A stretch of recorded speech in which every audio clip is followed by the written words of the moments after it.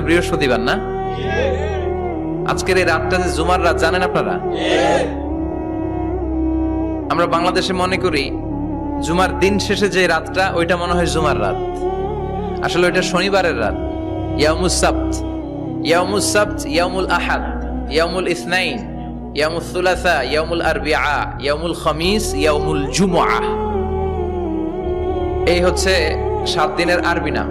তা আজকে হচ্ছে ইয়াউমুল খামিস। এদিনে বিশ্বনবী রোজা রাখতেন।